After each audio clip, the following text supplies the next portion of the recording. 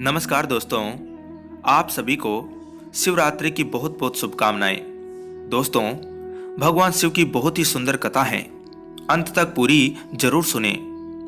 प्राचीन काल में किसी जंगल में एक गुरुद्रह नाम का एक शिकारी रहता था, जो जंगली जानवरों का शिकार करता तथा अपने परिवार का भरण पोषण किया करता था।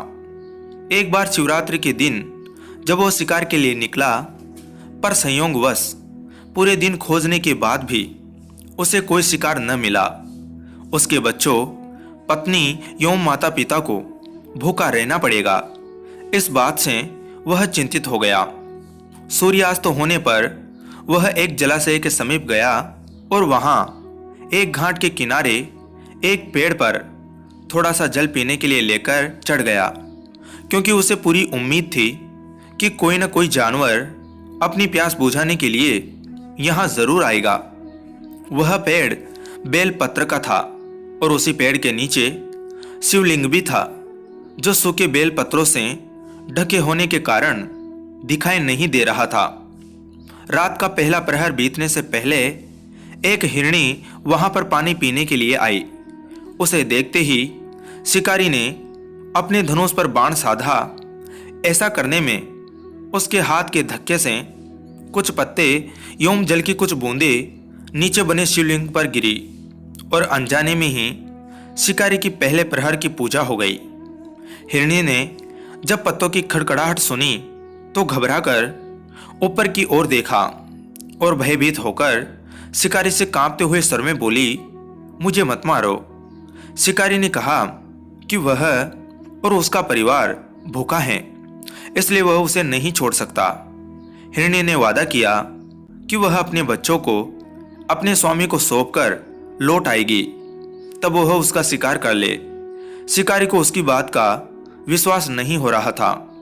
उसने फिर से शिकारी को यह कहते हुए अपनी बात का भरोसा करवाया कि जैसे सत्य पर ही धरती टिकी है, समुद्र मर्यादा में रहता है और झरनों से जलधाराएं गिरा करती हैं, वैसे ही वह भी सत्य बोल रही हैं।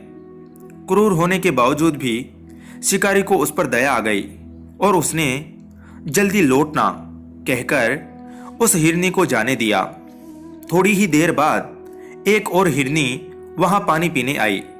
शिकारी सावधान हो गया, तीर साधने लगा और ऐसा करते हुए उसके हाथ के धक्के से फिर पहले की ही तरह थोड़ा जल और कुछ बेलपत्र नीचे शिवलिंग पर जा गिरे और अनायास ही शिकारी की दूसरे प्रहर की पूजा भी हो गई।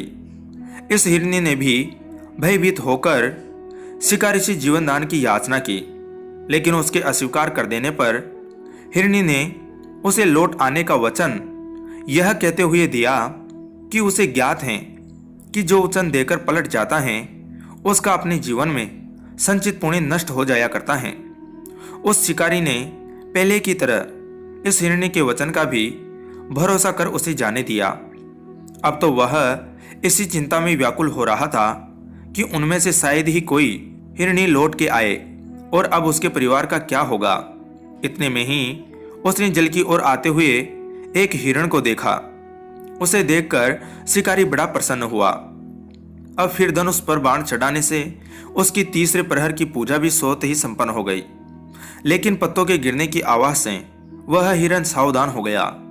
उसने शिकारी को देखा और पूछा, तुम क्या करना चाहते हो? वह बोला, अपने कुटुंब को भोजन देने के लिए तुम्हारा वध करूंगा। वह मृग प्रसन्न होकर कहने लगा, मैं धन्य हूं कि मेरा यह शरीर किसी के काम आएगा। परोपकार से मेरा जीवन सफल हो जाएगा, लेकिन कृपया कर अभी मुझे जाने दो, ताकि मैं अपने बच्चों को उनकी माता के हाथ में सौंपकर और उन सबको धीरज बंधाकर यहाँ लौट आऊं। शिकार का हृदय उसके पाप पुंज नष्ट हो जाने से अब तक शुद्ध हो गया था, इसलिए वह विनयपूर्वक बोला, जो जो यहाँ आए सभी बातें बनाकर चले गए और अभी तक नहीं लौटे। यदि तुम भी झूठ बोलकर चले जाओगे तो मेरे परिजनों का क्या होगा? अब हिरण ने यह कहते हुए उसे अपने सत्य बोलने का भरोसा दिलवाया कि यदि वह लौटकर न आए तो उसे वह पाप लगे जो उसे लगा करता है, जो सामर्थ्य रहते हुए भी दूसरे का उपकार नहीं करता। शिकारी ने उसे भी यह कहकर जाने दिया कि शीघ्र लौट आना।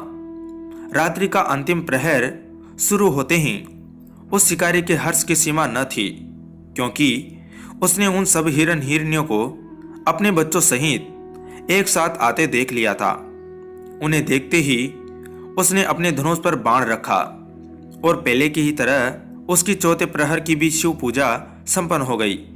अब उस शिकारी के शिव कृपा से सभी पाप भस्म हो गए, इसलिए वह सोचने लगा, ये पशु धन्य हैं जो ज्ञानहीन होकर भी अपने शरीर से परोपकार करना चाहते हैं। लेकिन धिक्कार है मेरे जीवन को कि मैं अनेक प्रकार के कुकृत्यों से अपने परिवार का पालन करता रहा। अब उसने अपना बाण रोक लिया तथा मृगों से कहा कि वे सब धन्य हैं तथा उन्हें वापस जाने दिया। उसके ऐसा करने पर भगवान शंकर ने प्रसन्न होकर तत्काल उसे अपने दिव्य स्वरूप का दर्शन करवाया तथा उसे सुख समृद्धि का वरदान देकर गुह नाम प्रदान किया। दोस्तों, यही वह गुह था जिसके साथ भगवान श्री राम ने मित्रता की थी। भगवान शिव जी और माता पार्वती जी हम सबके चिंतन को सदा सदैव सकारात्मक बनाए एवं सबकी मनोकामनाएं पूरी करे। कहानी को सुनने के लिए आपका धन्यवाद दोस्तों।